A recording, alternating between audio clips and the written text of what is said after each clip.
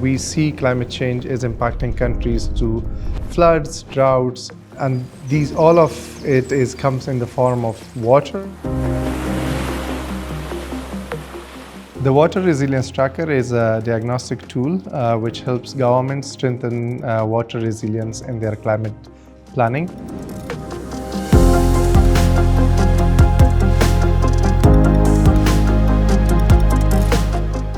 Starts off with a conversation. We find a kind of a key entry point. It's often the part of the government that is most focused on climate planning processes. Basically give them the tools to be able to talk to other ministries, to talk to finance institutions like the World Bank. We apply the questionnaire on the national level documents like the NDCs, the NAPs, the water resources plans and strategies, the agriculture strategy. That's our national level work. But now in phase 2, we went to the sub-national to check how are these two levels are connected. So in Malawi, there's several challenges. They range from policy challenges. So in some cases, policies don't speak to each other. Go to the government also, you find that they do not have enough data as well as data systems. And if you do not have enough data, there's not much you can do from a policy perspective. In Nepal, the water governance is also very weak. So the water management is also fragmented among the institutions. We recently contributed to for example, the third nationally determined contribution, NDC 3.0.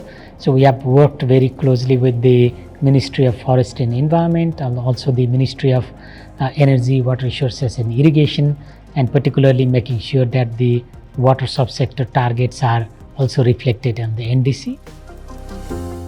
But what we're also doing is supporting in the implementation of the NDC 3.0. We're sitting on the implementation committees. And then what we're also doing is helping governments identify ways to catalyze finance into projects that support water resilience.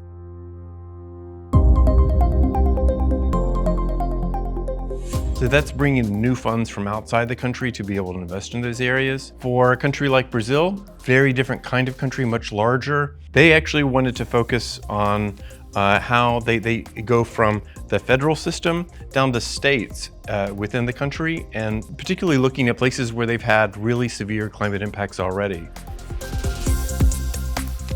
So we are applying the Water Resilience Tracker at the basin level to understand the impacts and to build capacity with the basin committees and local authorities. Egypt has a number of challenges. The majority of them is related to the rapid economic development, rapid population growth. On top of these problems comes other problems like climate change problems, increased droughts, increased flooding.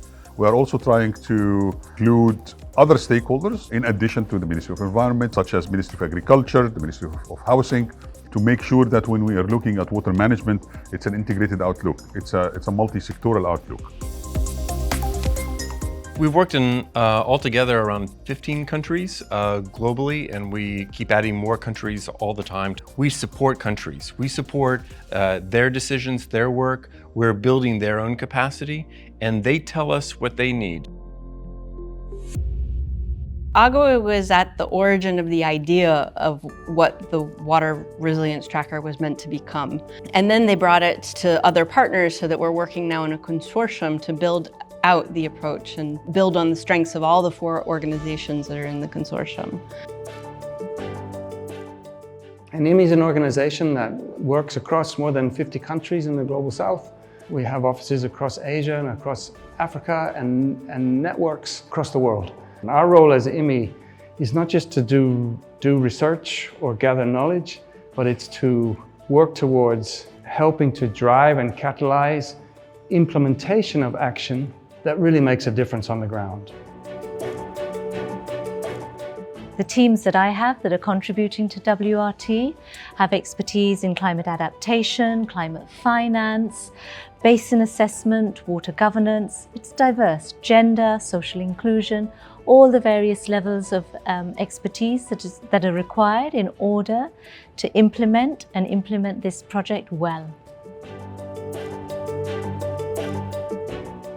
So ARAP is an organisation that's across 90 plus offices globally, so we've got real global reach. We're an organisation of engineers, planners, designers, scientists, technical staff, and we work right across the water spectrum, so the whole water cycle.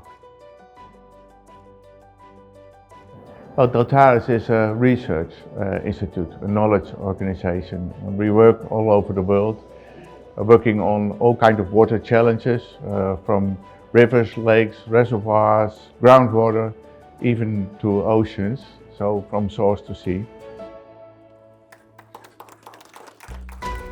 We have more than 40 countries who have shown interest into joining the tracker, but we are looking to create new partnership, bring new donors and bring new partners in order to be able to implement the tracker at a larger global scale.